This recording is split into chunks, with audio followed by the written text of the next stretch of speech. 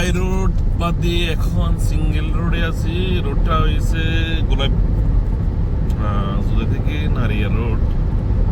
Hello, সালাম আলাইকুম guys, সবাই কেমন আছেন? আলহামদুলিল্লাহ। রাত্রে আপনাদের সাথে নাইট এক্সপিরিয়েন্স করতেছি আমি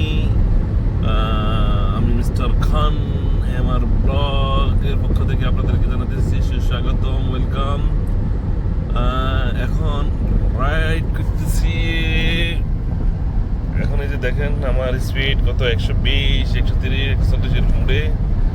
এই রোডে এখন তো সৌদি আরবের সমস্ত রোডে ক্যামেরা, তবে এই রোডটার ভিতরে এখন ক্যামেরা এখনো পুরোপুরি লাগানো হয় নাই। কিছু কিছু জায়গায় ক্যামেরা লাগানি আছে, যেমন সার্ভার থেকে ক্যামেরা নারিয়া পর্যন্ত ক্যামেরা, কিন্তু উদয় থেকে মতলা থেকে না সার্ভার পর্যন্ত কোনো ক্যামেরা আশা করি নাই এই রোডে। তো এই হলো অবস্থান। আপনাদেরকে আমি আমার নাইটের কিছু দৃশ্য, কীভাবে গাড়ি চলতেছে, কি এসব বিষয়। আর আমাদের বাংলাদেশে এখন বর্তমান প্রেক্ষাপট হিসাবে মানে সরকার আছে, মানে স্থানীয় সরকার নাই। তো যাক, সরকারের কাছে অনুরোধ সেটা হলো যেন কি আমাদের যে পাহাড়ে যে লোকগুলো সেনাবাহিনীর সাথে বার্গেনিং করতে আছে, এরা কি আসলে কি বাংলাদেশের কোনো অধিকার রাখা যায় কিনা, অধিকার রাখতে পারে কিনা, এদের মতামতগুলো আমার কাছে আসলে জিনিসটা কেমন লাগতেছে। এরা কদিনের পুরো বাংলাদেশটাকে বুঝেন কি এরা হেতা করে দিয়ে লেছে। তো এখন এরা তো আমাদের বাংলাদেশের জাতি না, এটা তো হচ্ছে কি এক ধরনের আদি গোষ্ঠী মানেটা কি, এরা তো বাইরে থেকে আসে আমাদের সাথে প্রভাব ফেলতে আছে বিভিন্ন জায়গাতে। কোথায় না রোহিঙ্গা জায়গা দিছে আর কি। এগুলা কি যে করবো, আমাদের নিজেদের জায়গা নাই থাকার, তার ভিতরে বাইরের লোকে করে আবার ভালোবাসা দেখাইতে আছে। হ্যাঁ, তারা আবার সেনাবাহিনীর সাথে এখন যুদ্ধ ঘোষণা করতেছে।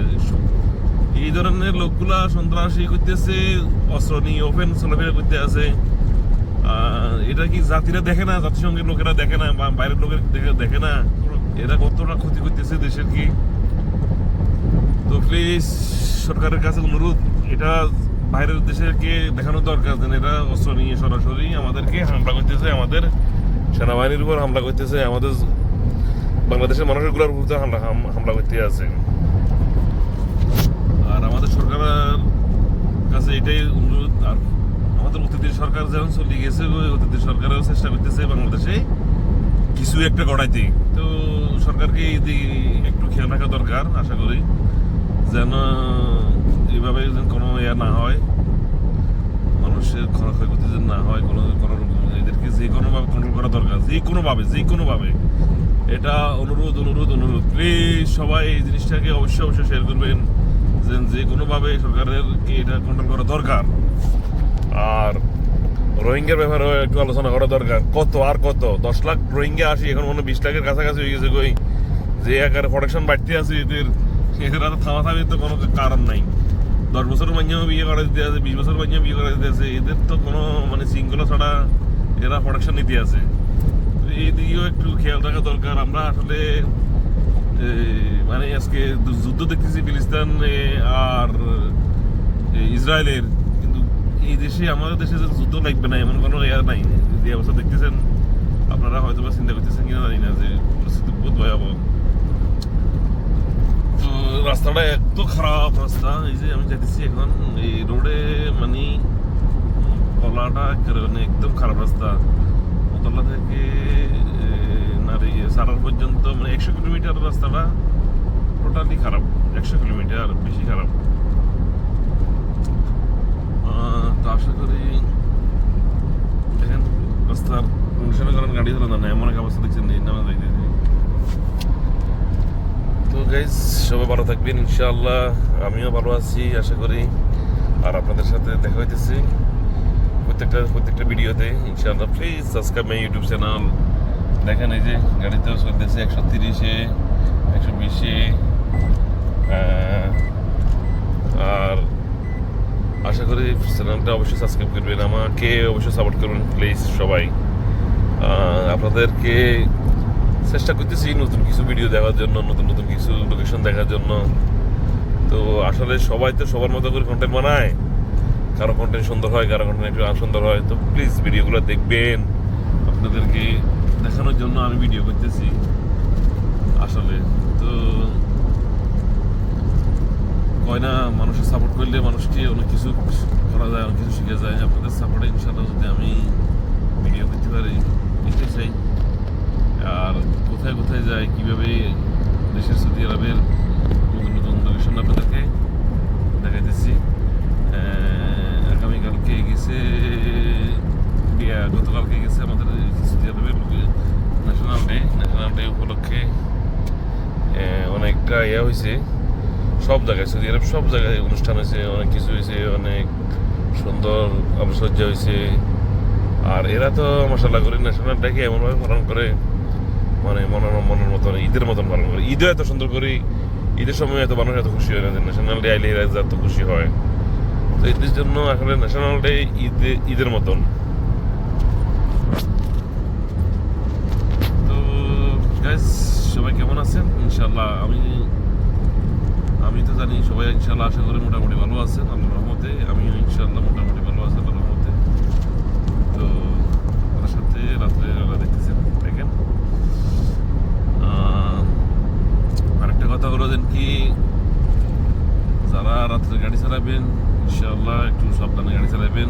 এখানে রোডগুলোর ভিতরে উঁট থাকে, তো উঁটগুলো দেখে শুনে গাড়ি চালাবেন। আমিও চেষ্টা করি উঁটগুলো দেখে শুনে গাড়ি চালাবেন লাই।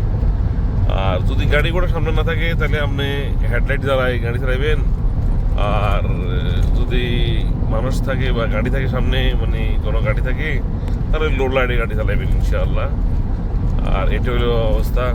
তো অনেক মানুষের জানে না আসলে, অনেক ড্রাইভারে আছে জিনিসটা, হাই রোডে যখন গাড়ি চালায় হে কি লোয়ে চালাইবো না হাই চালাইবো, অনেক মানুষ এই জিনিসটা জানে না। মানে হাই করে দিছে, লো করা লাগে কিনা সেটাও আর দেখে না, বা কারো চোখে ক্ষতি হওয়ার কিনা, কারো সমস্যা হওয়ার কিনা, জিনিসগুলো কেয়ার করে না।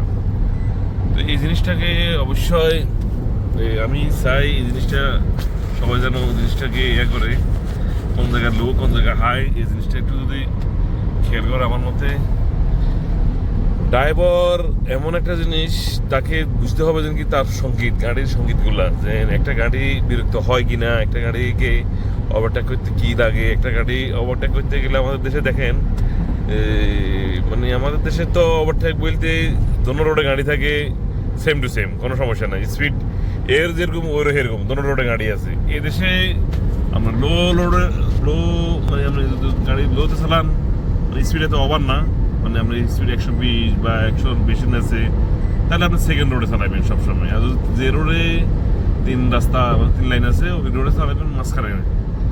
কেননা ফার্স্ট লাইন হয়েছে দিন কি বড় গাড়ির, সেকেন্ড লাইন যারা মিডিয়াম স্পিড, থার্ড লাইন হয়েছে দিন কি যারা হাই স্পিড। এই আমি যে রোডে আছি এটা হচ্ছে কি 2 লাইন, মানে এটার ভিতরে লো হলে এর সেকেন্ড প্রথম, আর হাই হলে সেকেন্ড।